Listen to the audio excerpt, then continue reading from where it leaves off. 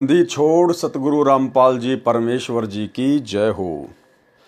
परम पिता परमात्मा सारी सृष्टि के रचनहार कुल मालिक असंख्य ब्रह्मांडों के स्वामी जगत गुरु तीनों लोकों में प्रवेश करके सबका धारण पोषण करने वाले राजाधिराज आत्माधार नाथों के नाथ देवों के देव महादेव सर्वेश्वर महेश्वर मृत्युंजय अजरो अमर आदि अनादि सनातनी प्रभु जगत पिता जगदीश्वर श्री श्री 1008 की उपाधि के वास्तविक अधिकारी अकाल मूरत शब्द स्वरूपी राम वासुदेव सर्वगतम ब्रह्म परम पूज्य प्रथम पूज्य परम संत परम पुरुष परम धनी परम दयालु सत्य कबीर हक्का कबीर अल्लाहु अकबर बाखबर अल्लाह ताला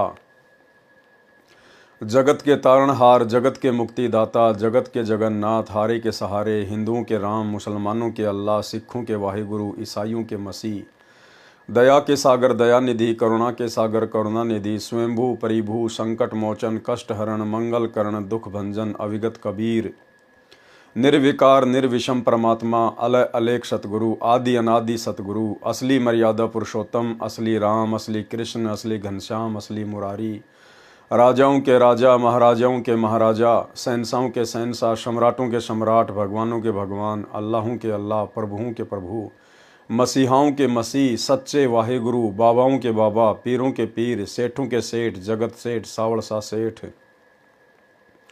सर्वगुण संपन्न अनंत कोटि कलाओं के स्वामी अनंत कोटि ब्रह्मांडों के नायक योगियों में महायोगी ध्यानियों में महाध्यानी सिद्धों में परम सिद्ध ज्ञानियों में तत्व ज्ञानी ब्रह्म ज्ञानी महाज्ञानी परम ज्ञानी सर्वश्रेष्ठ ज्ञानी विज्ञानी युवा कबीर समरथ कबीर असंवाद अमित ओजा सच्चे रहनुमा करीम अल्लाह सुभान अल्लाह दुनिया के अंतिम पैगंबर 8 सितंबर 1951 से गांव धनाना जिला सोनीपत हरियाणा भारतवर्ष की पावन भूमि पे प्रकट रियल कल की भगवान श्री नारायण साकार हरि श्री बाबा साहेब गरीब निवाज शब्द स्वरूपी राम संत श्रोमणी सतगुरु रामपाल जी परमेश्वर जी के चरण कमल में साध संगति से जुड़े हुए देश विदेश से हम सभी सत्सेवक भाई बहनों का अनंत कोटि दंडवत प्रणाम।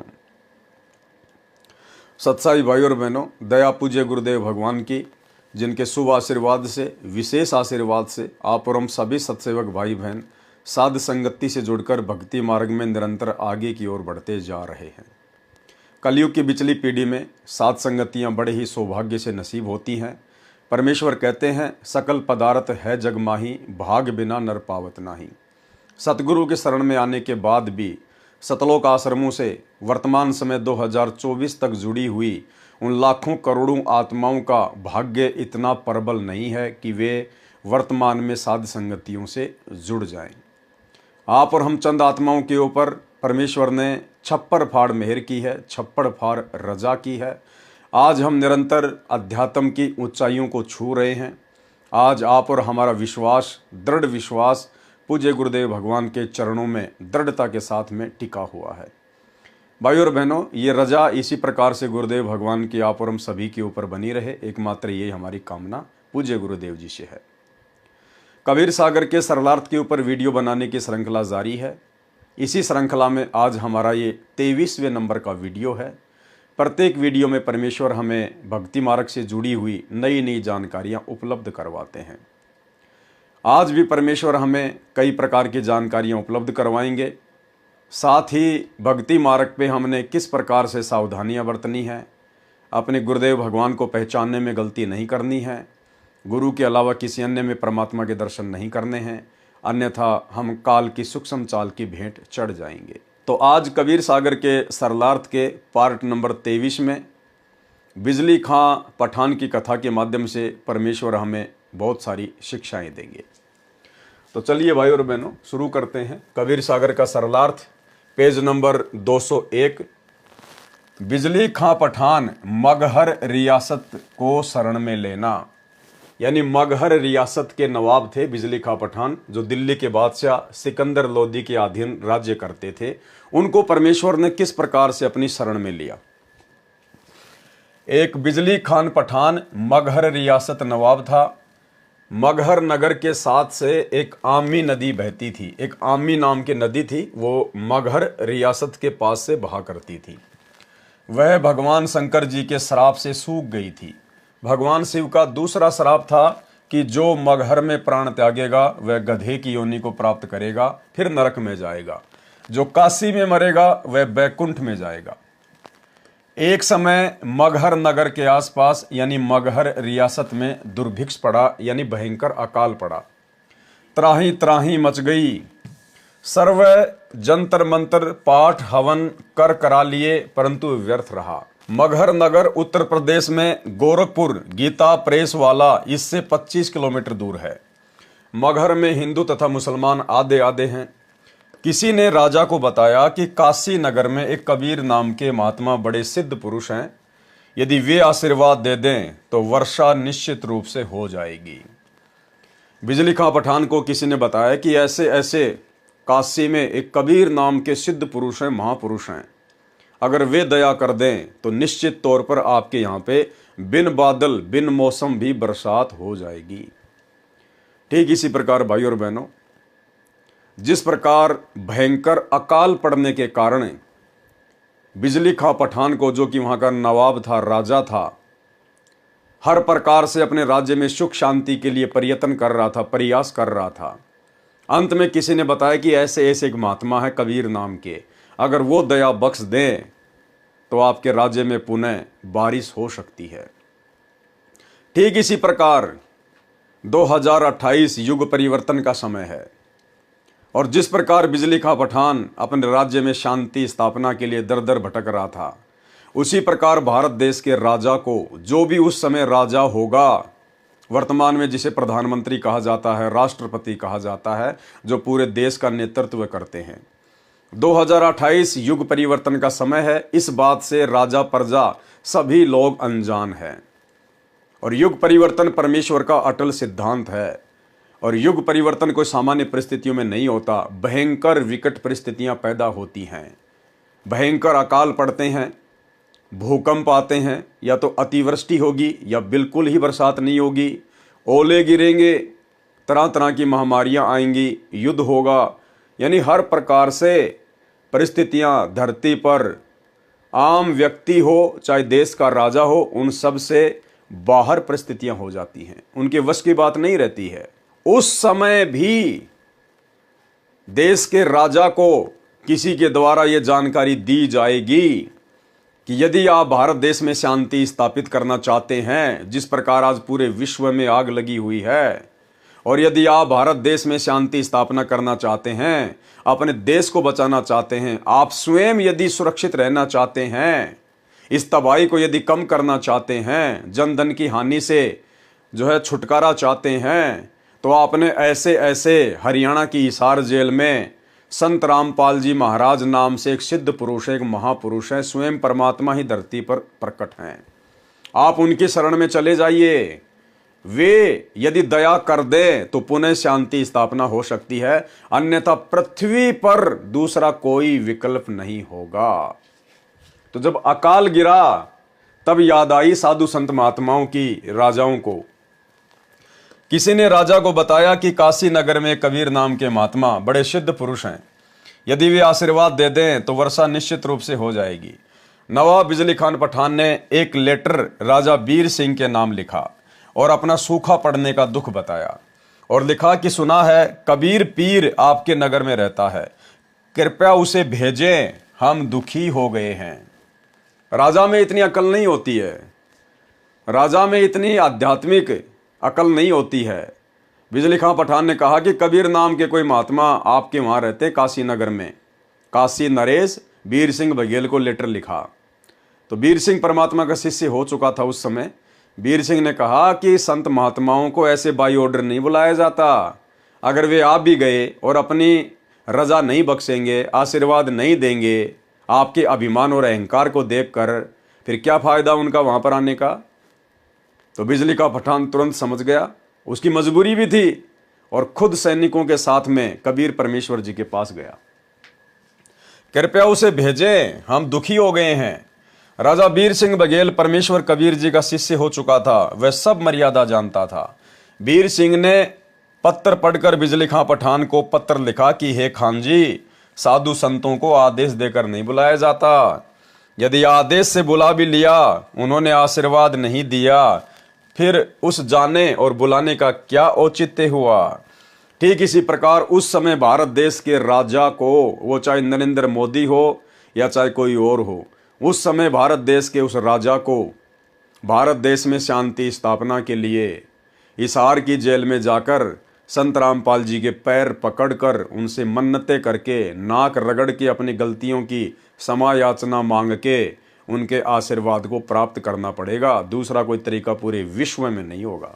साधु संतों को आदेश देकर नहीं बुलाया जाता। यदि आदेश से बुला भी लिया, उन्होंने आशीर्वाद नहीं दिया, फिर उस जाने और बुलाने का क्या औचित्य रहा। यह पत्र पढ़कर नवाब स्वयं अपने अंगरक्षकों के साथ गए। कबीर परमेश्वर जी से अपनी दुख भरी कहानी सुनाई। उस समय वीर सिंह बघेल भी साथ था। कबीर परमेश्वर घोड़े पर बैठकर नवाब के साथ चल दिए। गोरखनाथ जी सिद्ध पुरुष हैं, वे संसार छोड़कर जा चुके हैं। सिद्ध पुरुषों के पास कुछ वर्षों तक ये शक्ति रहती है कि वे जब चाहें पृथ्वी पर प्रकट हो जाते हैं, अपने पंथ का विस्तार फिर भी करते रहते हैं।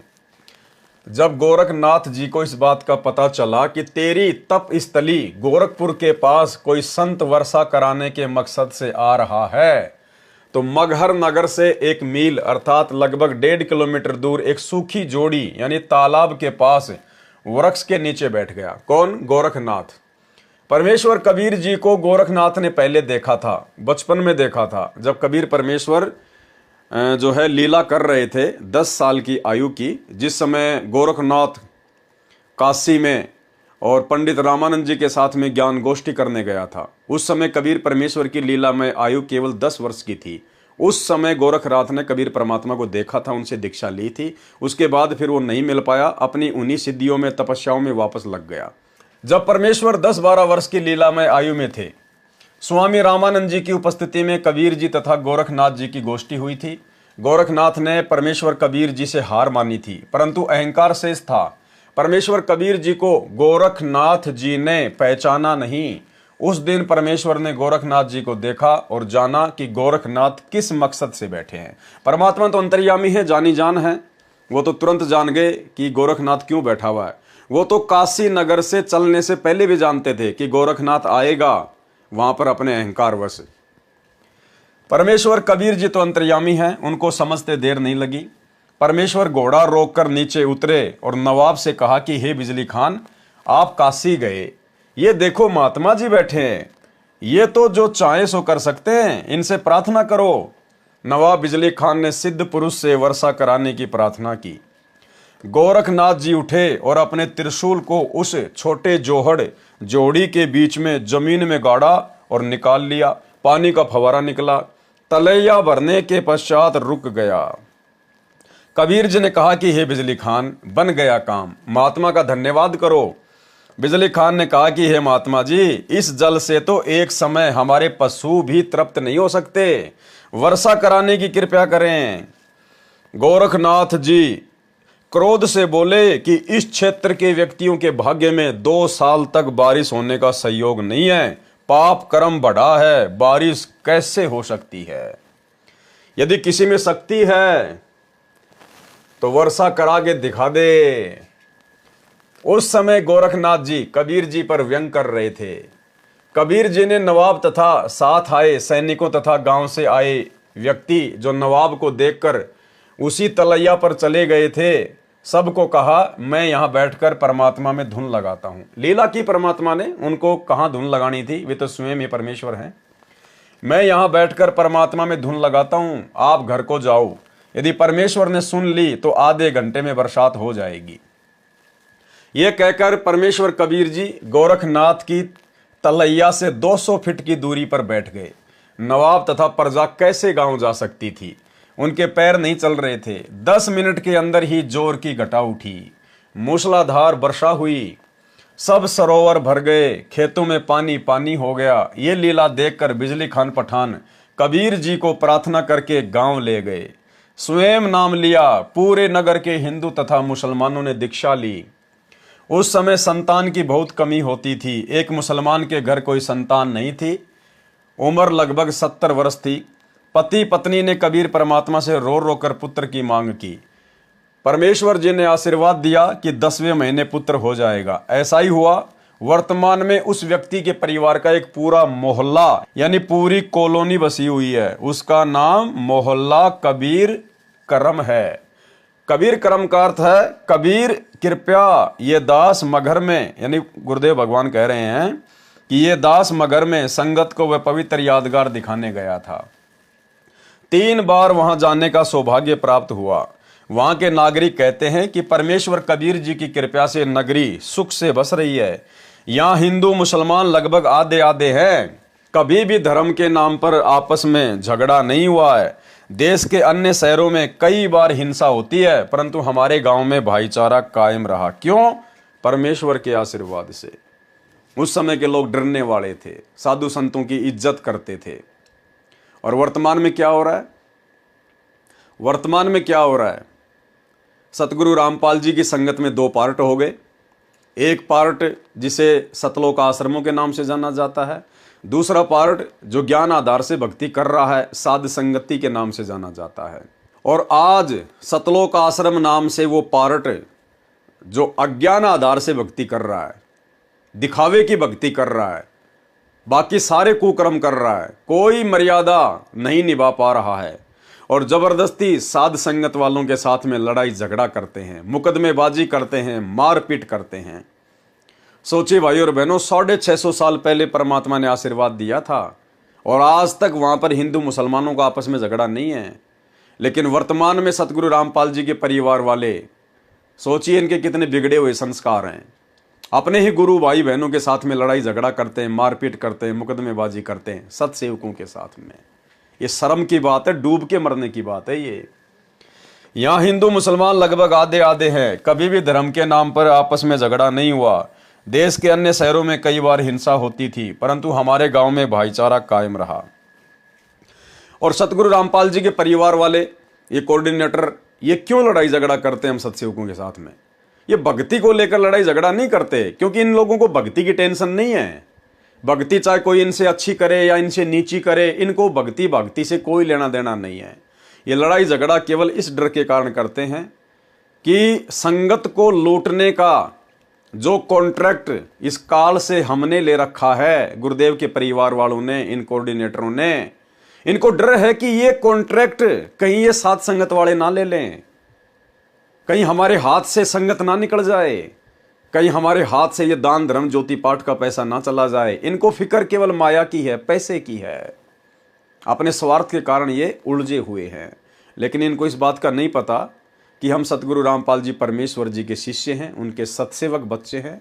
माया को, धन दौलत को हम लोग अपने गुरुदेव के आशीर्वाद से और ज्ञान आधार से अपने पैर की ठोकर के ऊपर रखते हैं, पैर की ठोकर के ऊपर। हमारी नज़रों में हमारे गुरुदेव भगवान से बढ़कर, उनकी सत भक्ति से बढ़कर दुनिया में कोई भी दूसरी अनमोल माया, अनमोल धन नहीं है। लेकिन काल प्रेरणा से ये लोग इस बात से अपरिचित हैं। यहाँ हिंदू मुसलमान लगभग आधे आधे हैं। कभी भी धर्म के नाम पर आपस में झगड़ा नहीं हुआ है। देश के अन्य शहरों में कई बार हिंसा होती है, परंतु हमारे गांव में भाईचारा कायम रहा। नाम भक्ति की कमाई करना अनिवार्य है। अब गुरुदेव भगवान हमें क्या समझा रहे हैं? इस कथा के माध्यम से परमेश्वर हमें क्या शिक्षा देंगे? नाम भक्ति की कमाई करना अनिवार्य है। यानी आज हम भाई बहनों ने गुरुदेव भगवान से, कबीर परमेश्वर जी से नाम उपदेश भी ले लिया है, हम उनकी शरण में हैं। और यदि हम लोग सुमरण को, 3 समय की आरती को, सत्संग सुनना, 5 यज्ञ करना, ये टोटल जो होता है ये भक्ति में आता है, परमात्मा की सेवा में आता है। इसी को कहते हैं पूजा करना। पूजा, भक्ति, सेवा, इसमें सब कुछ आ जाता है। 3 समय की आरती आ गई, मंत्र जाप करना हो गया, सत्संग सुनना, मर्यादा निभाना, गुरुदेव को भोग लगाना, यानी भक्ति से संबंधित जो भी क्रिया होती है वो सेवा, पूजा इसी नाम से जानी जाती है। तो परमेश्वर समझा रहे हैं कि उपदेश लेने के बाद में यदि आपने जरा भी भक्ति, पूजा, सेवा में ढील कर दी, जितने मंत्र गुरुदेव ने कह रखे हैं प्रतिदिन करने के लिए, कम से कम 1 माला प्रथम नाम की, यदि सतनाम मिला हुआ है तो कम से कम 500 या 1000 सतनाम के जाप, ये तो कम से कम हैं। ज़्यादा चाहे कितने करो, ये तो अनिवार्य हैं, कम से कम है ये। यदि हम इतना भी नहीं करेंगे, भक्ति को हल्के में लेंगे तो फिर हमारे साथ में क्या बनेगी? फिर भी हम पार नहीं हो पाएंगे।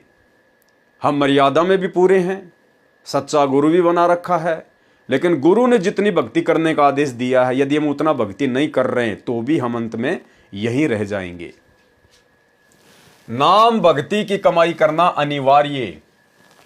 अध्याय वीर सिंह बोध, पृष्ठ 123 पर। राजा वीर सिंह की एक छोटी रानी सुंदर देई थी। जो काशी नरेश था राजा वीर सिंह, परमात्मा उसकी स्त्री के माध्यम से आप और हमें संदेशा दे रहे हैं कि नाम की कमाई नहीं की तो क्या बनेगा। राजा वीर सिंह की एक छोटी रानी सुंदर देई थी। उसने भी परमेश्वर कबीर जी से दीक्षा ले रखी थी। उसने सत्संग बहुत सुने थे, विश्वास कम था, नाम की कमाई यानी साधना नहीं करती थी। जब रानी का अंतिम समय आया तो यम के दूत राजभवन में प्रवेश कर गए। फिर यमदूत रानी के शरीर में प्रवेश कर गए और अंतिम श्वास का इंतजार करने लगे। उस समय रानी सुंदरदेई के शरीर में बेचैनी हो गई। यमदूत दिखाई देने लगे। राजा ने रानी से पूछा कि क्या बात है? रानी ने कहा कि मुझे राजपाट, महल, आभूषण कुछ भी अच्छा नहीं लग रहा है। रानी ने कहा कि साधु संतों को बुलाकर परमात्मा की चर्चा कराओ। साधु तथा भगत आकर परमात्मा की चर्चा तथा भक्ति करने लगे। उससे कोई लाभ नहीं हुआ। रानी के शरीर में कष्ट और बढ़ गया। यानी सबसे पहली शिक्षा तो भाई और बहनों ये कि यदि हम गुरुदेव की मर्यादा में रहकर और जितनी भक्ति उन्होंने करने के लिए आदेश दिया हुआ यदि उतनी नहीं करेंगे तो भी यम के दूत हमें नहीं छोड़ने वाले। दूसरा, उस समय हमें हमारे भगत भाई बहन किसी प्रकार से कोई सहायता नहीं देंगे। हमारे भगत भाई बहन कोई भी आड़े नहीं आएगा। जिस प्रकार यम के दूत आ चुके थे, उसकी अंतिम श्वास का इंतजार कर रहे थे। रानी के कहने पर भगत भाइयों को बुलाया गया, परमात्मा की चर्चा की गई, महिमा की गई, लेकिन किसी भी भगत की चर्चा और महिमा से रानी को किसी प्रकार का कोई फायदा नहीं हुआ। यानी खुद की कमाई ही खुद के काम आएगी। खुद के द्वारा की गई सेवा, दान, धर्म ही खुद के काम आएगा। दूसरे की कमाई दूसरे भगत के बिल्कुल भी काम नहीं आएगी। रानी ने कहा कि साधु भक्तों को बुलाकर परमात्मा की चर्चा कराओ। साधु तथा भगत आकर परमात्मा की चर्चा तथा भक्ति करने लगे। उससे कोई लाभ नहीं हुआ। रानी के शरीर में कष्ट और बढ़ गया। अर्ध अर्ध यानी आधा श्वास चलने लगा। श्वास खींच खींच कर आने लगा। हृदय कमल को त्याग कर जीव भयभीत होकर त्रिकुटी की ओर भागा। यानी हमारी जो आत्मा होती है वो हमारे शरीर में जो है हृदय कमल में रहती है। तो यम के दूतों से वो आत्मा भयभीत हो गई, क्योंकि भक्ति उसने की नहीं, मर्यादा में वो रही नहीं, गुरु पे उसका विश्वास रहा नहीं। अंत में वो भयभीत हो गई, वो डर गई यम के दूतों को देखकर। अन्यथा परमात्मा ने तो कह रखा है अगर आप मर्यादा में हो, भक्ति कर रहे हो, पहली बात तो यम के दूत तुम्हारे पास में आएंगे नहीं। अगर आ भी गए गलती से तो नाम का सुमरण शुरू कर दो, उनके तीर से लगेंगे, वो दूर जाके खड़े हो जाएंगे। तो अंत समय जब आया तो रानी का जो जीव था वो हृदय कमल से और त्रिकुटी की ओर भागा, और तो कोई रास्ता नजर आएगा नहीं। वो त्रिकुटी की ओर दौड़ा अपने बचाव के लिए। हृदय कमल को त्याग कर जीव भयभीत होकर त्रिकुटी की ओर भागा। यम दूतों ने चारों ओर से घेर लिया। चारों यम दूतों ने जीव को घेर कर कहा कि आप चलो, हरि यानी प्रभु ने तुम्हें बुलाया है। तब रानी के जीव को सत्संग वचन याद आए। उसने यम दूतों से कहा कि हे बटपार, हे जालिमो, तुम यहाँ कैसे आ गए? हमारा सतगुरु हमारा मालिक है, आप हमें नहीं ले जा सकते। रानी को तुरंत वो सत्संग याद आ गए। उसी समय परमात्मा भी याद आ गया, उनके वचन भी याद आ गए कि हाँ, गुरुजी जो बात कहा करते थे ना कि यम के दूत आएंगे और वो गला दबा दबा के जीव निकालते हैं, तड़प तड़प कर जीव मरता है। फिर रानी ने हकीकत में देख लिया सूक्ष्म शरीर में कि भाई जो गुरुजी कहा करते थे बिल्कुल वैसा ही हो रहा है। और उस समय गुरुजी ने यह भी कहा था कि अगर ऐसी नौबत आ जाए तो अपने गुरु को याद करना, या आपके गुरुजी ने जो मंत्र दे रखा है वो सुमरण शुरू कर देना और कोई प्रयत्न मत करना।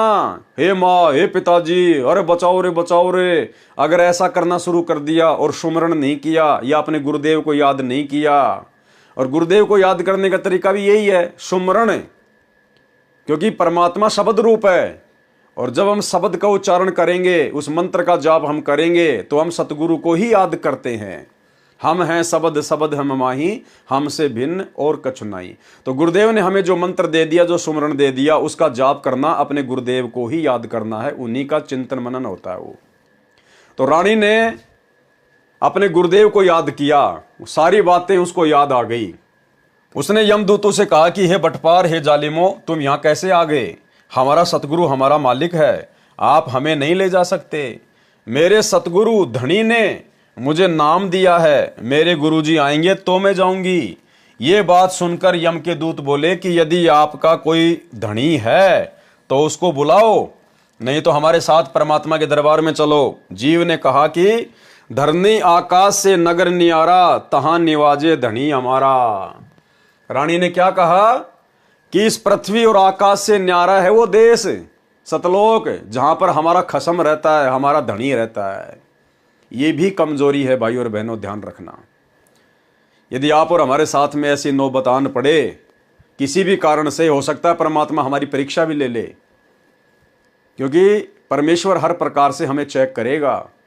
कई बार शौपन के माध्यम से भी चेक करेंगे, या शरीर जब छूटेगा उस समय परमात्मा शब्द रूप में हमारे साथ में रहेंगे, दिखाई नहीं देंगे लेकिन रहेंगे हमारे आसपास में। तो उस समय हो सकता है यम के दूत आ जाएं, परमात्मा यम के दूतों का रूप बना ले आप और हमारी परीक्षा लेने के लिए कि हमारे अंदर कितनी दृढ़ता आई है, हम ऊपर की यात्रा करने के लायक हैं या नहीं है। तो यदि यम के दूत आ भी जाएं तो हमने उनसे डरना नहीं है, भयभीत नहीं होना है, क्योंकि गुरुदेव ने हमें विधि बता रखी है।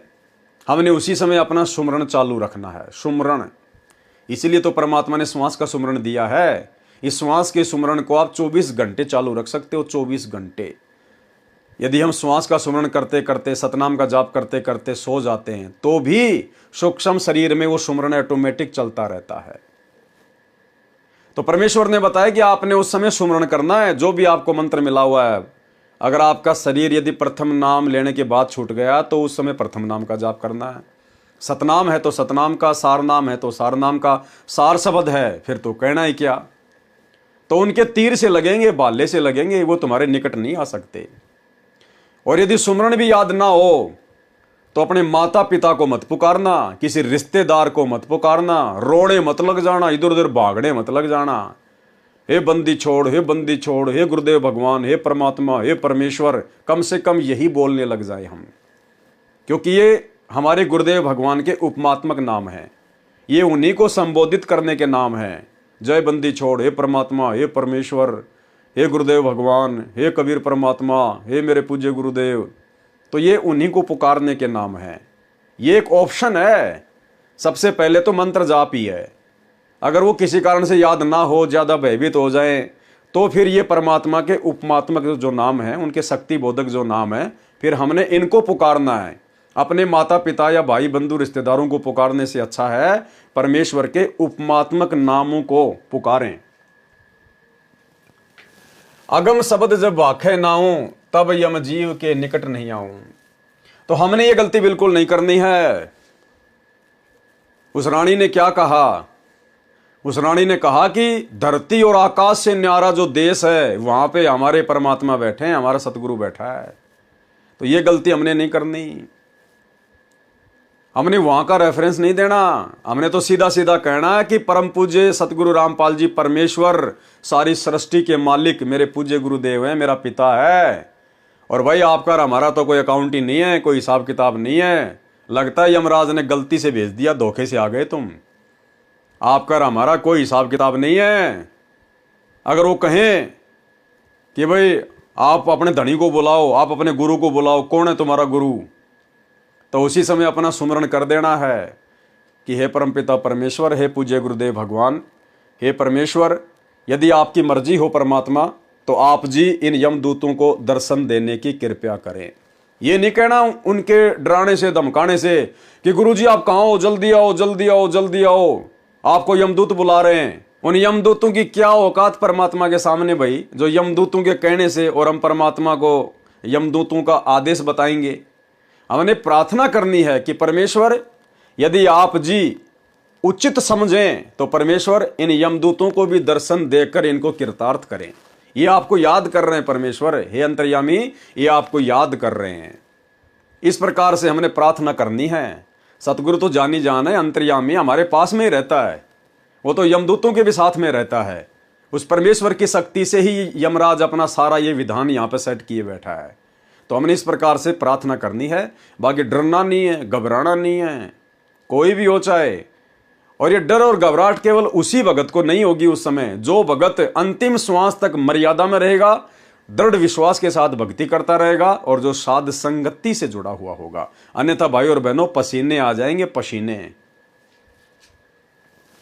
भावार्थ, पहले तो रानी को विश्वास नहीं हो रहा था कि जो सतगुरु जी सत्संग में ज्ञान सुना रहे हैं वह सत्य है।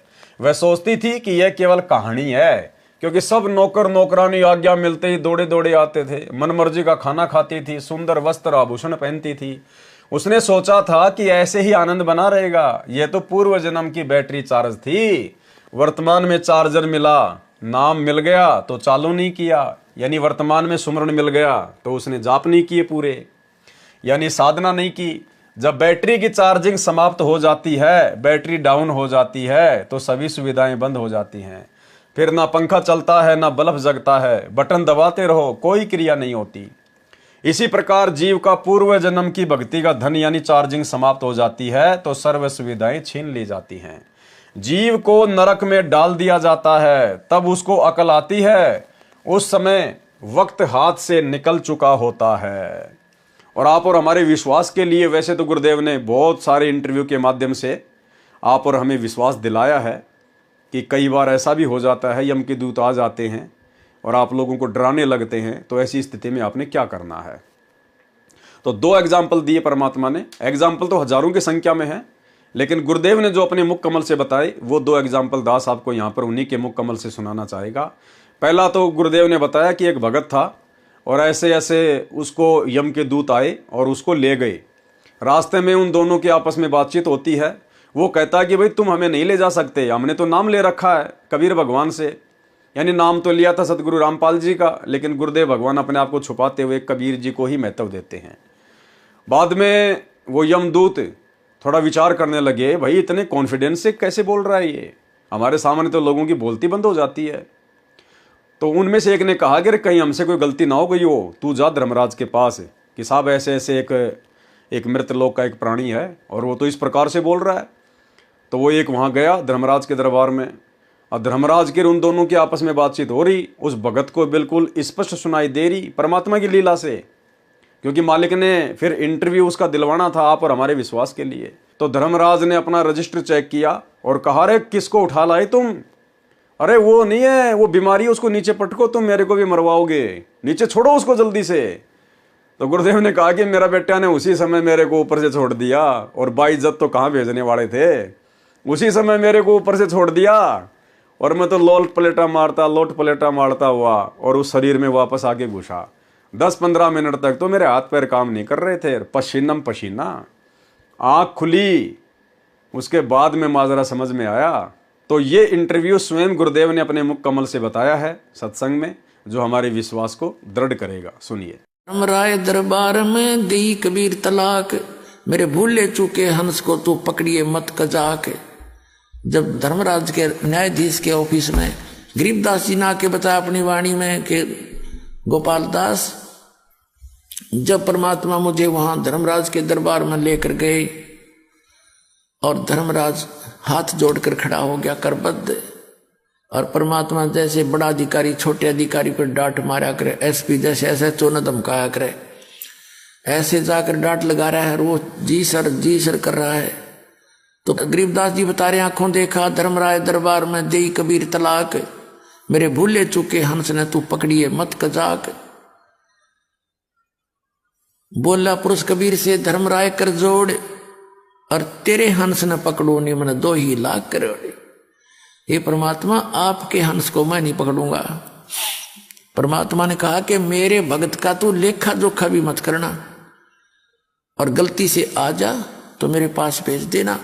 तो धर्मराज ने कहा कि परमात्मा, आपकी शरण माने से पहले इसके गुड और बैड अकाउंट दोनों होते हैं, तो इसके जो बैड अकाउंट में इसके बुरे संस्कार हैं उसके अनुसार तो दाता मैंने सदा सुनानी पड़ेगी, मेरी मजबूरी है, उसका कोई विकल्प बताओ। तो परमात्मा ने कहा कि कर्म भ्रम ब्रह्मंड के मैं पल में कर दूं नेस, उनको क्रॉस मार दूंगा, और जिन हमारी दो ही दिसो करो हमारे पेश।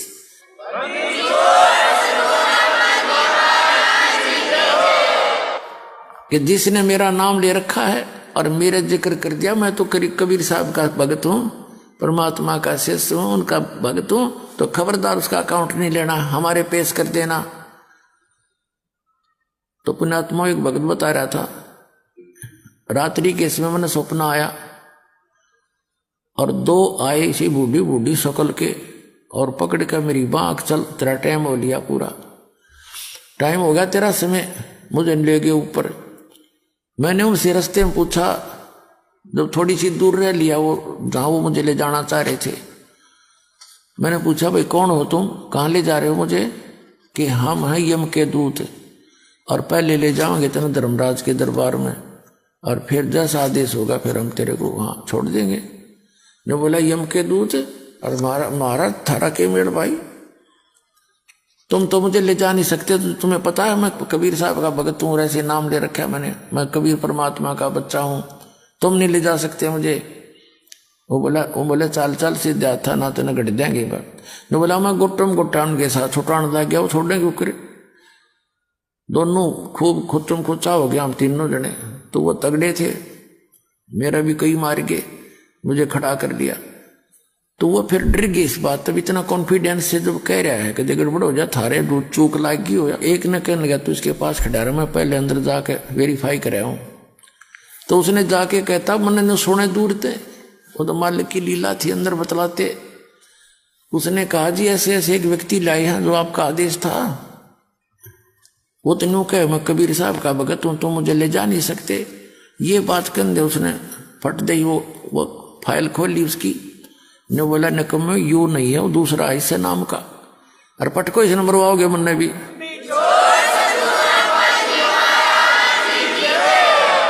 तो वो यूं कहता सुने तो मुन्ने भी मरवाओगे न, छोड़ का तुरंत बाइज्जत। तो जब वो वापस आए ने बोला छोड़ दे बीमारी ने, बोला ऊपर तो पटक दिया मेरे बेटा ने ऊपर से, और इज्जत तो कड़े छोड़ने थे। बोला ऊपर तो पटक दिया, नो आओ मैं सबकी लेनता, और नीचे आया जब एकदम नो आँख खुली मेरी, उठा तो मेरे हाथ पैर काम नहीं करे, सारा शरीर पसीना पसीना।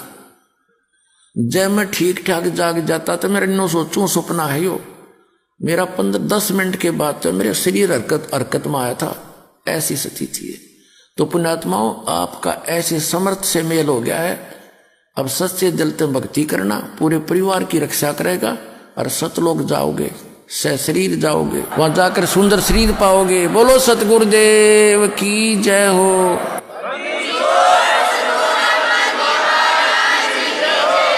इसके अलावा भाई और बहनों, सन 2010 या 11 की घटना है, और वर्तमान में हिसार जेल से जो विशेष संदेश आ रहे हैं उनमें गुरुदेव भगवान ने जिक्र किया है सन 2010 या 11 की घटना का, कि एक भगत था, वो सत्संग में आने लगा, पीछे से उसकी जो भगतमती थी जिसने नाम नहीं ले रखा था, वो उसको दुखी करती थी, परेशान करती थी सत्संग के नाम पर। तो जैसे ही वो भगत अपने घर से सत्संग के लिए निकला, पीछे से उसका फ़ोन आ गया कि कहाँ हो, बच्चा बीमार हो गया है, जल्दी आओ। भगत ने कहा कि मैं तो जा रहा हूँ सत्संग में, घर पर पैसे रखे हुए हैं, हॉस्पिटल बराबर में है, बच्चे को दिखा ले। ये कहकर उसने फ़ोन ही बंद कर दिया और सत्संग सुना। दूसरे दिन जैसे उसने फ़ोन खोला, तुरंत उसकी भगतमती का फ़ोन आया, कहा कि कहाँ हो? बोला सत्संग में हूँ। फिर उसने बहुत सारी बातें बताई कि आज तो चमत्कार हो गया हैं, आपके गुरुजी कैसे हैं, लंबे लंबे हैं, सर में सफ़ेद बाल हैं, सफ़ेद कपड़े पहनते हैं। भगत ने सोचा कि भाई आज ये क्या भाषा बोल रही है, क्यों पूछ रही है। तो गुरुदेव ने बताया कि उस लड़के ने अपनी माँ को बताया कि जिस समय हॉस्पिटल में था मैं, और ऐसे ऐसे यम के दूत आए और मुझे ले जा रहे थे पकड़ के शरीर से निकाल के, और उस समय ऐसे ऐसे एक लंबी लंबी हाइट का सफ़ेद सफ़ेद बाल वाला सफ़ेद कुर्ते पजामे पहना हुआ एक बाबा आया, एक आदमी आया, और उसने झटका मारकर यम के दूतों से मेरा हाथ छुड़ाया। अब उसके बाद वो भगत भी रोने लग गया, उसकी भी आंखों में आंसू आ गए। कुछ दिनों बाद में उसके बाल बच्चों ने भी गुरुदेव से उपदेश ले लिया। तो भाई और बहनों, गुरुदेव अपने मुख कमल से ये इंटरव्यू बता रहे हैं, वर्तमान में ही हिसार जेल से जो ऑडियो आ रही है उनमें गुरुदेव कह रहे हैं कि इस दास ने उनको झटका दे के छुड़वाया।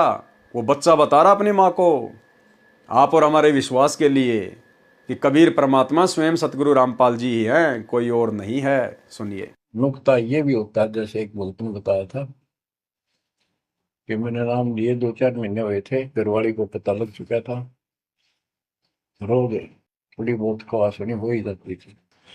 एक दिन मैं सत्संग में आने लग रहा था, रास्ते में फोन आया, 10-11 की बात है, कि इकलौता बेटा बीमार हो गया बहुत सख्त, कहा हो, जल्दी आओ। मैंने कहा वैसे तुम्हारे पास है, हॉस्पिटल बिल्कुल साथ है, वहां दिखा लो, डॉक्टर ने इलाज करना, पैसे शुरू है, मैं जा रहा हूँ सत्संग। बस वो लगी उल्टे सुलटी बात सुनाने, मैंने फोन काट दिया, मैं आ गया पास में, मैंने फोन ना बंद रखा। अगले दिन फोन खोला, उसी टाइम फोन आया कि लड़का ठीक हो गया, तो चमत्कार हो गया, डॉक्टर भी हैरान है, ये हो कैसे बेहतर हो। तो राहत की सांस ली।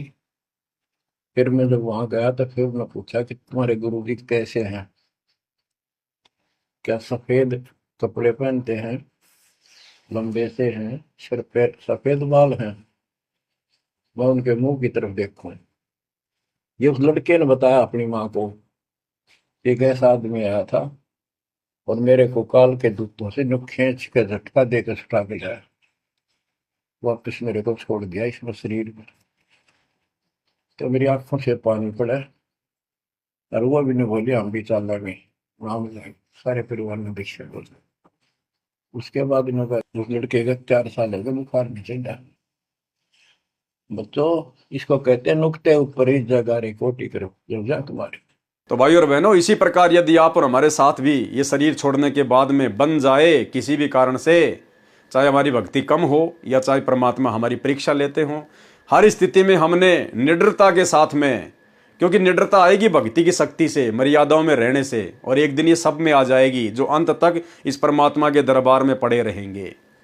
तो उस समय हमें डरना नहीं है, घबराना नहीं है, हमने अपना सुमरण करना है, क्योंकि सुमरण ही हमारा गुरु है। शब्द गुरु चित चेला रे। उसके बाद आगे का काम पूज्य गुरुदेव भगवान का है। तब उसको अकल आती है। उस समय वक्त हाथ से निकल चुका होता है, केवल पश्चाताप और रोना शेष रह जाता है। रानी सुंदरदेवी ने सत्संग सुन रखा था, पूर्ण सतगुरु से दीक्षा ले रखी थी, नाम की कमाई नहीं की थी। दीक्षा लेने के बाद भी भक्ति पूरी नहीं कर पाई, नाम की कमाई पूरी नहीं कर पाई, पूरा विश्वास अपने गुरुदेव पर, उनके वचनों पर, सत्संगों पर नहीं कर पाई। वह गुरुद्रोही नहीं हुई थी, गुरु निंदा भी नहीं किया करती थी। रानी ने सतगुरु को याद किया कि हे सतगुरु, हे मेरे धनी, मेरे को यमदूतों ने घेर रखा है, मुझ दासी को छुड़ाओ। मैंने आपकी दीक्षा ले रखी है, आज मुझे पता चला कि ऐसी आपत्ति में न पति न पत्नी न बेटा बेटी भाई बहन राजा प्रजा कोई सहायता नहीं करता। गुरुदेव हमें शिक्षा दे रहे हैं उस रानी के माध्यम से कि उस समय, आज तुम जिन राजनेताओं की चापलूसी कर रहे हो, कभी कांग्रेस को वोट डाल रहे हो, कभी बीजेपी को वोट डाल रहे हो, कभी क्या कर रहे हो, कभी गांव वालों को खुश करने के लिए स्टेडियम बना रहे हो, हॉस्पिटल खोल रहे हो, गांव वालों के लिए एम्बुलेंस चला रहे हो, बसें चला रहे हो, रोडे बना रहे हो। उस समय में राजा प्रजा भी काम नहीं आएगी, केवल सतगुरु काम आएगा, सतगुरु। तो आप और हमें गुरुदेव शिक्षा दे रहे हैं कि अपने गुरुजी के प्रति पूर्णतया समर्पित रहो, इन राजनेताओं की, चंद नेताओं की चापलूसी ना करो, दुनिया को खुश करने का प्रयास मत करो, ये दुनिया अंत समय में काम नहीं आएगी, सतगुरु काम आएगा। सतगुरु को प्रसन्न करने वाली भक्ति क्रिया करो, और सतगुरु इन आडंबरों से, पाखंडों से प्रसन्न नहीं होता, सतगुरु मर्यादित भक्ति से प्रसन्न होता है। आज मुझे पता चला कि ऐसी आपत्ति में न पति न पत्नी न बेटा बेटी न भाई बहन न राजा प्रजा कोई सहायक नहीं होता। रानी के जीव ने हृदय से सतगुरु को पुकारा, तुरंत सतगुरु कबीर जी वहां उपस्थित हुए, तुरंत सतगुरु रामपाल जी परमेश्वर वहां पर उपस्थित हो जाते हैं, क्योंकि ये परमात्मा आत्मा के अंग संग ही रहता है शब्द रूप में। रानी ने दौड़कर सतगुरु देव जी के चरण लिए। उसी समय यमदूत भागकर हरि यानी धर्मराज के पास गए और बताया कि उसका सतगुरु आया, तो वहां पर प्रकाश हो गया। जीव ने सत्य सुकृत नाम जपा था। यमदूतों ने क्या बताया कि उस जीव ने सत्य सुकृत नाम जपा था। लेकिन भाइयों और बहनों, उसने सत्य सुकृत जाप नहीं जपा, क्योंकि वो तो अपने सतगुरु को याद कर रही थी। हे सतगुरु, हे सतगुरु, हे गुरुजी, हे धनी। नाम तो भूल चुकी थी वो, नाम तो वो जपती नहीं थी, नाम तो उसकी जुबान पे था ही नहीं। वो तो यमदूतों को परमात्मा ने सत सुकृत नाम सुनाया, ताकि वो यमदूत जब धर्मराज को जाकर बताएं तो धर्मराज समझ जाए कि हाँ भाई, अगर सत सुकृत नाम जपा था तो उसका गुरु कौन होगा। उसको इतना ही याद था, इस कारण से उसको यमदूतों से छुड़वाया तथा पुनः जीवन बढ़ाया। तब रानी ने दिल से भक्ति की, फिर सतगुरु कबीर जी ने पुनः सतनाम सारनाम दिया, उसकी कमाई की। क्योंकि भाइयों और बहनों, वो सत सुकृत जपेगी कहां से, क्योंकि परमात्मा ने तो बीच बीच के 5 मंत्र दिए थे उस समय 650 साल पहले। ये कंप्लीट नाम तो किसी को दिया ही नहीं। जो सत सुकृत शब्द प्रथम मंत्र के शुरुआती मंत्र में आता है, तो वो नाम तो उस समय किसी को परमेश्वर ने दिया ही नहीं था, केवल बीच बीच के 5 मंत्र दिया करते थे। तो रानी कहां से सत सुकृत जाप करती। वो तो गुरुदेव ने, कबीर परमात्मा ने यमदूतों को सुनाया, जिस कारण से वहां पर प्रकाश ही प्रकाश हो गया और यम के दूत वहां से भाग निकले। उसको इतना ही याद था, इस कारण से उसको यमदूतों से छुड़वाया तथा पुनः जीवन बढ़ाया। तब रानी ने दिल से भक्ति की, फिर सतगुरु कबीर जी ने पुनः सतनाम सारनाम दिया, उसकी कमाई की। संसार असार दिखाई देने लगा, क्योंकि अपनी आंखों से देख लिया था ना कि भैया, अगर नाम की कमाई नहीं की, भक्ति नहीं की, तो फिर से मेरे सामने वैसी परिस्थितियां पैदा होंगी। परमात्मा ने उसको डरा दिया और उस डर के कारण उसने फिर जम के भक्ति की। राज धन परिवार पराया दिखाई दे रहा था। आज आप और हम भाई बहन जिस राज्य को, धन को और परिवार को सुरक्षित रखने के चक्कर में बैठे हुए ना, परमात्मा हमारी आंखें खोलना चाह रहे हैं कि उस रानी को फिर ये राजा, राज्य, धन, नौकर चाकर, सुविधा, सब कुछ उसको आसार नजर आने लगी कि अंत में कोई भी काम नहीं आएगा। राज धन परिवार पराया दिखाई दे रहा था, जाने का समय निकट लग रहा था। इस कारण से रानी ने तन मन धन सतगुरु चरणों में समर्पित करके भक्ति की, तो सत्य लोक में गई, यानी मोक्ष की अधिकारी बनी। वहां परमेश्वर कौन, सत्य पुरुष ने रानी के जीव के सामने अपने ही दूसरे रूप सतगुरु से प्रसन्न किया। अब देखो भाइयों और बहनों, हमारी परीक्षा, अब देखना हमारी परीक्षा है इसमें कैसे है। वहां परमेश्वर सत्य पुरुष ने, यानी जब परमात्मा रानी को सतलोक लेकर गए, यानी परमेश्वर तो सेकंड में रचना कर सकता है इसी 21 ब्रह्मांड में सतलोक की। 1 सेकंड भी नहीं लगे परमात्मा को, फ्रैक्शन ऑफ सेकंड। जैसे अब्राहिम सुल्तान जंगल में शिकार खेलने गया, शिकार नहीं मिला, हिरण के पीछे दौड़ा, पानी की भयंकर प्यास लगी, भूख लगी, 10 मिनट पानी नहीं मिला तो वो भी मरे, घोड़ा भी मरा। परमेश्वर ने उसी क्षण वहां पर बाग बगीचे रच दिए, सुंदर तालाब रच दिया और स्वयं 2 कुत्ते लेकर बैठ गया। राजा वीर सिंह बघेल अपने सैनिकों के साथ में जंगल में शिकार करने गया, उसी समय परमात्मा आ गए। राजा ने कहा कि चलो जी शिकार खेलने चलते हैं। गुरुदेव ने कहा कि भाई अगर मैं तुम्हारे साथ चलूंगा तो शिकार नहीं मिलेगा, लेकिन राजा को विश्वास नहीं हुआ। चले गए, शिकार नहीं मिला और पानी की इतनी भयंकर प्यास लगी, गर्मियों का समय था। राजा ने सैनिकों को दौड़ाया कि कहीं कोई पानी की व्यवस्था करो, लेकिन पानी नहीं मिला। सबने सोचा कि भैया अगर 20 मिनट में पानी नहीं मिला तो सारे मरेंगे आज। उसी समय परमात्मा ने कहा कि उस पहाड़ के ऊपर जाओ और वहां पर सुंदर बाग बगीचे हैं, फलदार वृक्ष हैं और शुद्ध वहां पर तालाब भरा हुआ जल का। तो 1 सेकंड में परमात्मा ने रच दिया। तो ऐसे ही परमेश्वर ने 1 सेकंड में सतलोक रच दिया और परमेश्वर रानी को कहां लेके गए, उस सतलोक में लेके गए। अब यहां पर जो जिक्र गुरुदेव करना चाहते हैं उसमें परमात्मा हमें क्या समझाना चाहते हैं, आप और हमारी परीक्षा है। इस कारण से रानी ने तन मन धन सतगुरु चरणों में समर्पित करके भक्ति की तो सतलोक में गई। अब सतलोक में जाने के बाद क्या हुआ, वहां कहां, सतलोक में परमेश्वर अर्थात सत्य पुरुष ने रानी के जीव के सामने अपने ही दूसरे रूप सतगुरु से प्रसन्न किया। यानी एक रूप में परमात्मा वहां सतलोक में बैठे हुए हैं और एक रूप में उसके गुरु के रूप में उसको नीचे से ऊपर लेकर गए। और सतलोक में बैठे हुए रूप ने सतगुरु वाले रूप से सवाल किया, प्रसन्न किया रानी को लेकर। वहां परमेश्वर ने रानी के जीव के सामने अपने ही दूसरे रूप सतगुरु से प्रसन्न किया कि हे कड़ीहार यानी तारणहार, मेरे जीव को यमदूतों ने कैसे रोक लिया। सतगुरु रूप में कबीर जी ने कहा कि हे परमेश्वर, इसने दीक्षा लेकर भक्ति नहीं की, इस कारण से इसको यमदूतों ने घेर लिया था, मैंने छुड़वाया। परमेश्वर कबीर जी ने जीव से कहा कि आपने भक्ति क्यों नहीं की, सतलोक में कैसे आ गई। सिर नीचा करके जीव ने कहा कि पहले मुझे विश्वास नहीं था, फिर यमदूतों की यातना देखकर मुझे आपकी याद आई, आपका ज्ञान सत्य लगा, आपको पुकारा, आपने मेरी रक्षा की, फिर मेरे को वापस जीवन दिया गया, तब मैंने दिलो जान से आपकी भक्ति की। भाइयों और बहनों, यदि ये परीक्षा आप और हमारी हो जाए, आज इस कलयुग की पिछली पीढ़ी में गुरु और गोविंद का जो भेद था, जो ज्ञान आधार से गुरुदेव ने समाप्त कर दिया है कि गुरु और गोविंद दो नहीं भाई, जब तक दो समझोगे दो जग में जाई।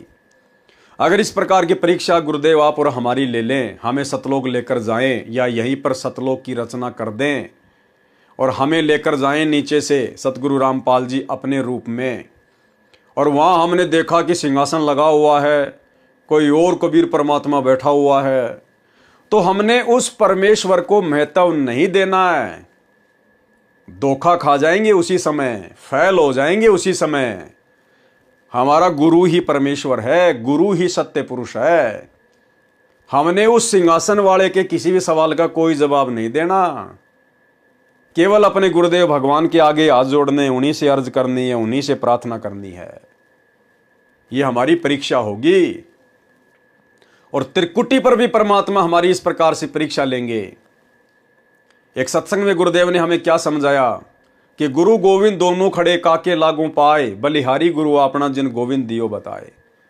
गुरुदेव ने बताया जब तुम त्रिकुटी पर जाओगे और एक रूप में तो वहां पर मैं खड़ा हूं यानी तुम्हारा गुरु, और दूसरे रूप में यदि कबीर परमात्मा अपने ओरिजिनल रूप में आ जाए, दाढ़ी मूछ वाले रूप में, जिसको नादान संगत कबीर भगवान मानती है, तो भगत को गुरुदेव ने आदेश दिया कि बलिहारी गुरु अपना जिन गोविंदियों मिलाए। अपने ही गुरुदेव के चरणों में गिरना है। उधर अगर उस कबीर भगवान की तरफ अगर झांक भी लिया, देख भी लिया, उसी समय फैल हो जाओगे। और यहां भी ऐसा ही है, यानी वर्तमान में हम जो भक्ति कर रहे हैं ना, यहां भी हमने ऐसा ही करना है। इसलिए तो हमने दाढ़ी मूछ वाली कबीर जी की फोटो को घर से बाहर कर दिया कि ना रहेगा बांस, ना बजेगी बांसुरी। तो पहले सुनिए ये सत्संग। गुरु और गोविंद दोनों खड़े, वहां मान लीजिए परमात्मा दोनों रूप बना के खड़ा हो जा, एक दास का रूप और दूसरा अपना ओरिजिनल रूप। तो कहते हैं वहां भी परीक्षा होगी, किसके लागू पाए। सबसे पहले कहते बलिहारी गुरु अपना जिन गोविंदियों मिलाए। अपने गुरु जी के ही चरणों में गिरना, वहां पर परमात्मा की तरफ अगर झांक भी लिया उधर साथ होगी तो वो रिजेक्ट करेंगे आपको। यहां भी ऐसा ही होगा। अपने गुरु जी के ही चरणों में गिरना, वहां पर परमात्मा की तरफ अगर झांक भी लिया उधर साथ होगी तो वो रिजेक्ट करेंगे आपको। यहां भी ऐसा ही होगा। अपने गुरु जी के ही चरणों में गिरना, वहां पर परमात्मा की तरफ अगर झांक भी लिया उधर साथ होगी तो वो रिजेक्ट करेंगे आपको। यहां भी ऐसा ही होगा। तो वहां गुरु जी के ही चरणों में समर्पित होना है तो भगवान प्रसन्न। तो भाई और बहनों, आपके समझ में आ गया होगा, ये रानी की परीक्षा थी। परमात्मा रानी को लेकर गए नहीं लेकर गए हमें नहीं पता, लेकिन परमेश्वर ने यदि यहां पर लिखा है तो भाई और बहनों ये आप और हमारी परीक्षा है। जिस प्रकार वो रानी सतलोक में सत्य पुरुष को देखकर, उस तेजोमय रूप को देखकर कह रही थी कि मैंने आपको पुकारा, आप आए मेरी रक्षा करने के लिए, जबकि आया तो सतगुरु था रक्षा करने के लिए। लेकिन वहां पर रानी ने देखा कि ये है भगवान। जिस प्रकार हर किसी ने धोखा खाया, धर्मदास जी ने धोखा खाया, नानक जी ने धोखा खाया, दादू जी ने धोखा खाया, मलुकदास जी ने धोखा खाया, गीसा संत जी ने धोखा खाया। जिनको भी परमात्मा सतलोक लेकर गए नीचे से सतगुरु रूप में, जिंदा महात्मा के रूप में, और वहां जैसे ही उन्होंने देखा कि सिंहासन पर तेजोमय परमात्मा बैठा है और नीचे से गया हुआ सतगुरु जिंदा महात्मा उस तेजोमय रूप के ऊपर चवर करने लगता है। जीव की परीक्षा होती है। तो सबने यही सोचा कि भगवान तो ये है और ये जिंदा बाबा जो मुझे नीचे से ऊपर लाया ये तो इसका नौकर है।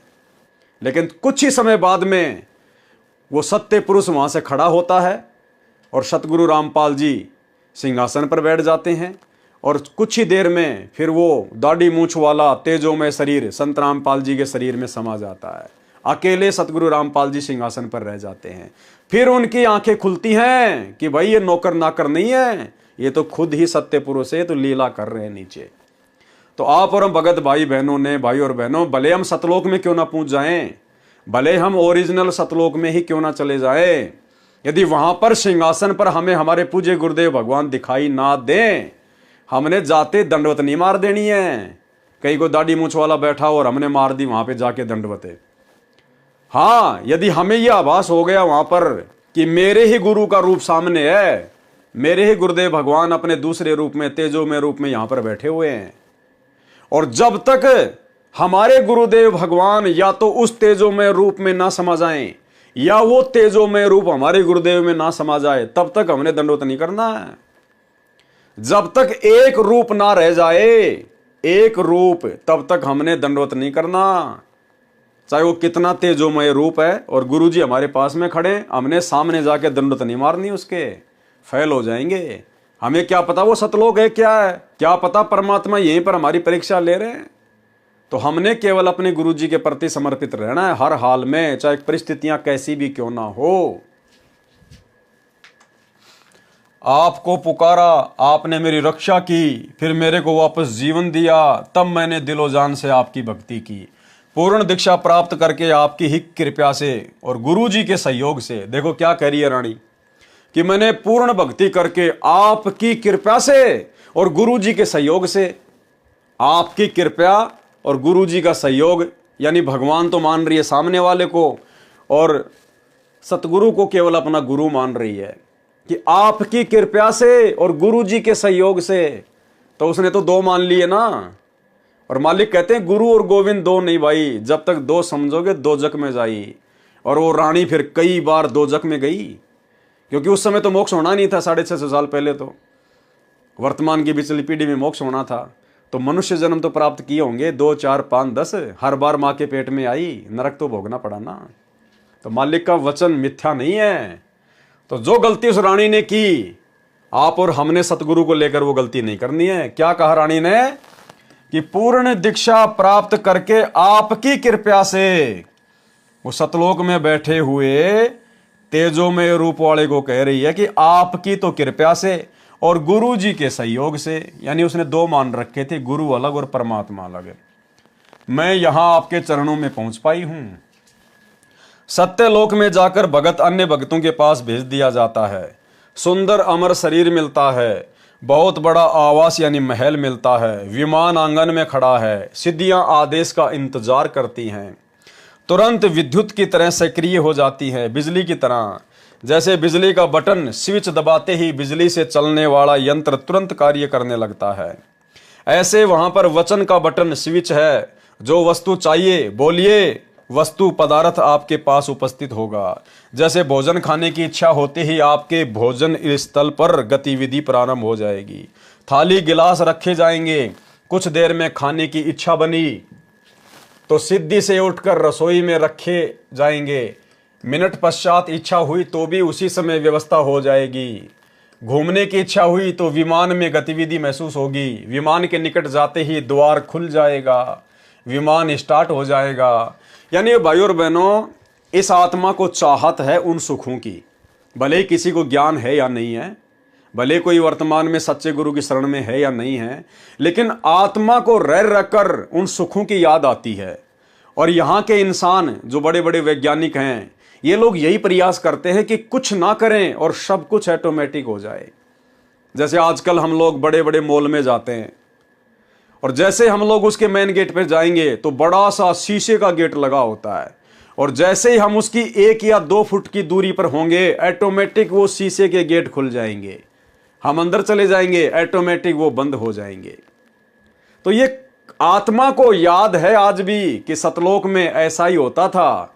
वहां पर कोई भी काम हाथ से नहीं करना पड़ता था, केवल मन में सोचना पड़ता था। उसी समय परमेश्वर की शक्ति से सिद्धियां ऑटोमेटिक सारा काम कर दिया करती थी। तो आज भी इंसान को उन सुखों की चाहत है, वो आत्मा उनके अंदर प्रेरणा करती है। इसीलिए वैज्ञानिकों ने एसी बना दी, हीटर बना दिया, एरोप्लेन बना दिया, पता नहीं लिफ्टें वगैरह बना दी कि हमको सीढ़ी से चल के ना जाना पड़े, लिफ्ट वगैरह बना दी, दुनिया भर के रॉकेट बना दिए, विमान बना दिए, हर प्रकार की सुविधा जुटाने में इंसान लगा हुआ है। लेकिन इनमें वो आनंद नहीं है। वो आनंद तो सतलोक में ही जाकर मिलेगा। मिनट पश्चात इच्छा हुई तो भी उसी समय व्यवस्था हो जाएगी। घूमने की इच्छा हुई तो विमान में गतिविधि महसूस होगी। अब देखो, पहले गाड़ियां आती थी, गेयर वार लगाते थे, क्लिच विलिच होती थी, बड़ा जोर लगता था, हैंडल भी ऐसा ही होता था। आजकल देखो पावर स्टीयरिंग आ गए, उंगली के इशारे से गाड़ियां चलती हैं, बिना गियर की ऑटोमेटिक गाड़ियां आ गई। तो बताओ कितनी सुविधा हो गई। और भी अच्छी सुविधा उपलब्ध हो, इसके इंतजाम में दिन रात वैज्ञानिक रिसर्च करते रहते हैं कि अब ऐसी कार आएगी जो बिना ड्राइवर के चलेगी। बस अपने घर का नक्शा डालो, जहां भी जाना है वहां की लोकेशन डालो, कार तुम्हें ऑटोमेटिक लेके जाएगी, चाहे सोते हुए जाना। तो भाई वो असली आनंद तो सतलोक में आएगा। यहां वाली तो न जाने कहां पर भिड़ा के मार देंगी, कोई भरोसा नहीं है। विमान के निकट जाते ही द्वार खुल जाएगा, विमान स्टार्ट हो जाएगा। जहां जिस द्वीप में जाने की इच्छा होगी, विचार करने पर विमान उसी ओर उड़ चलेगा। इच्छा करते ही ताजे ताजे फल पेड़ों से तोड़कर लाकर आपके समक्ष रख दिए जाएंगे। सतलोक की नकल ये काललोक है। इसी तरह स्त्री पुरुष परिवार है। अब भाई और बहनों, आगे हम जो पढ़ने वाले हैं ना, अब आगे हम जो पढ़ने वाले हैं, ये हमने बहुत ही ध्यान से पढ़ना है, क्योंकि दास के तो समझ में आ नहीं पाई ये बात। दास ने लगभग 2-3 साल पहले भी इसको देखा था, लेकिन उस समय भी मेरी समझ में नहीं आई। और वर्तमान में ये वीडियो बना रहा हूं, इससे पहले भी मैंने 4-5 बार इसको खूब पढ़ा, सोचा, लेकिन मेरी समझ में नहीं आई ये बात। अब ये बात जो आगे हम पढ़ेंगे, हो सकता है ये लाइनें गुरुदेव भगवान ने आप और हमारी परीक्षा के लिए लिखी हैं, कि इन बातों को हम ऐसा का ऐसा ही स्वीकार करते हैं, या गुरुदेव के सत्संगों से मेल करके हम लोग विचार विमर्श करते हैं, कुछ चिंतन मनन भी करते हैं।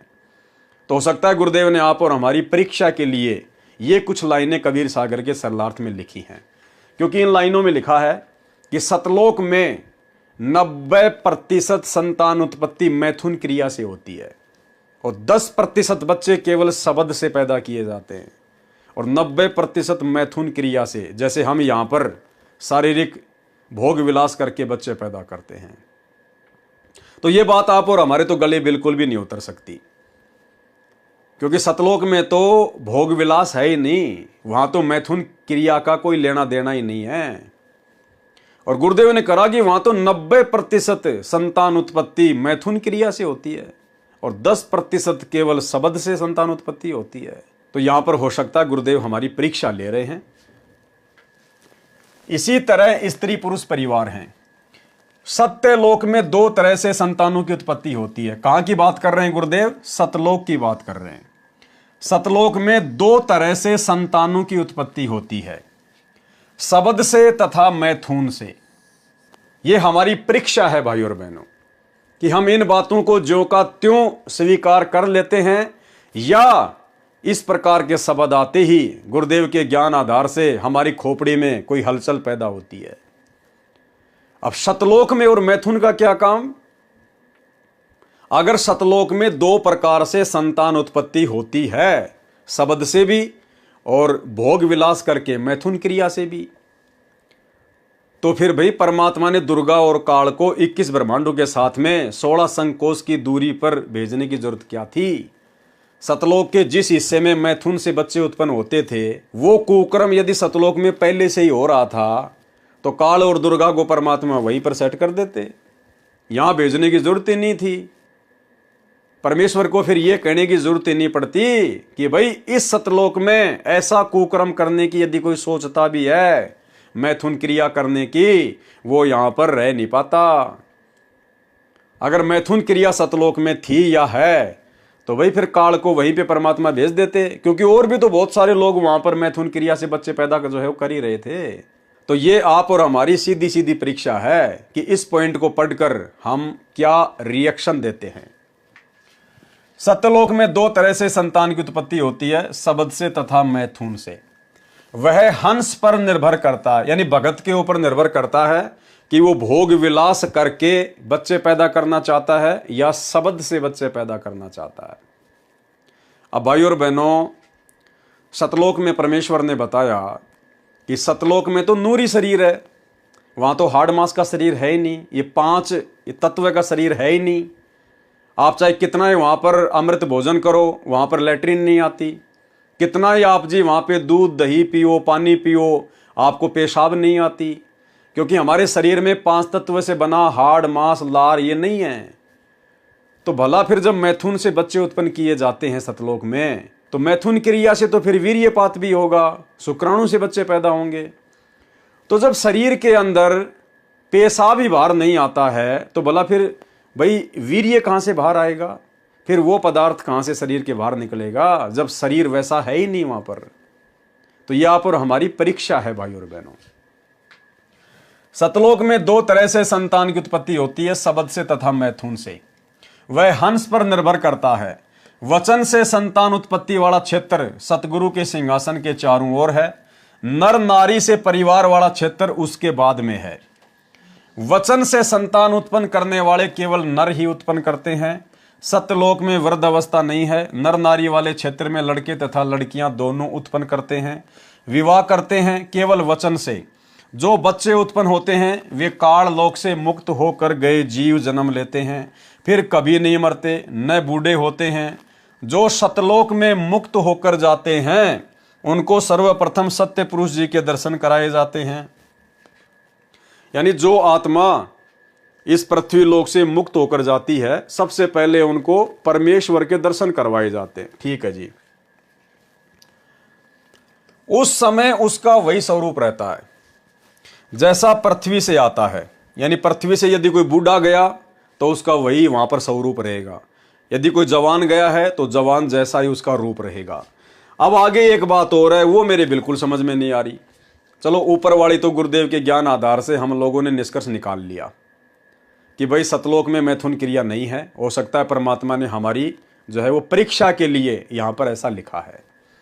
लेकिन अब जो नीचे हम पढ़ेंगे वो तो भाई और बहनों मेरे बिल्कुल भी समझ से बाहर की बात है।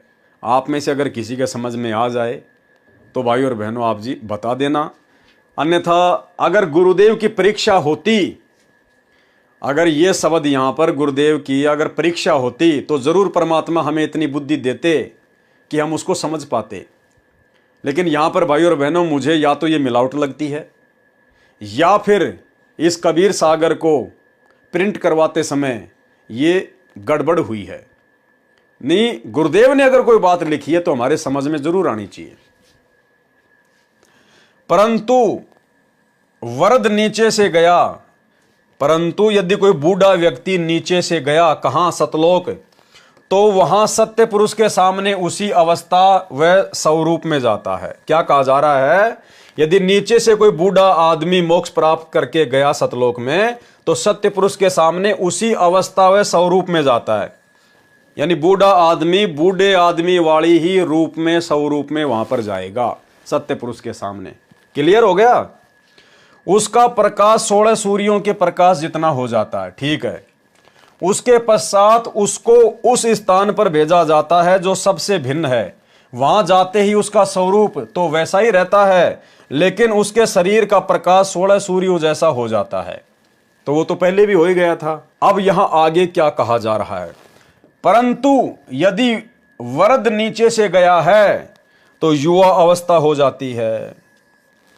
अब ये दोगली सी बातें हो गई भाई और बहनों, समझ से बाहर की बात है। ऊपर तो क्या कहा जा रहा है? यदि कोई बूढ़ा आदमी नीचे से सतलोक जाएगा तो वो बूढ़ा ही रहता है, परंतु वरद नीचे से गया तो वहां सत्य पुरुष के सामने उसी अवस्था वह स्वरूप में जाता है। कौन सी में? बूढ़े वाली में। और यहां क्या कहा जा रहा है? यदि वरद यानी बूढ़ा नीचे से गया है तो युवा अवस्था हो जाती है। अब ये दास की समझ से बाहर की बात है भाई और बहनों।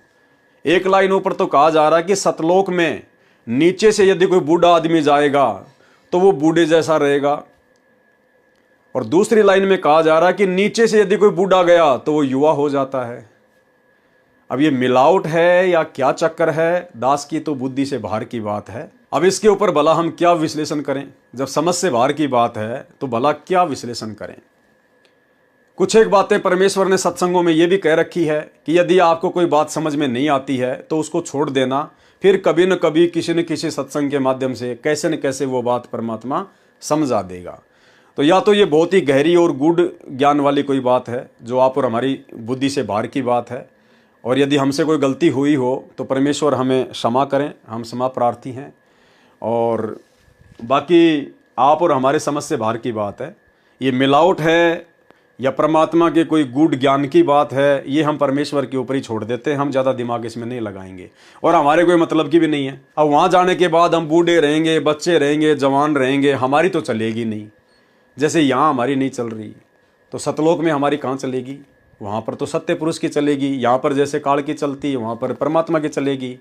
वो परमात्मा चाहे बूढ़ा रखे चाहे जवान रखे, हम कौन होते फिर उसे जवान लड़ाने वाले?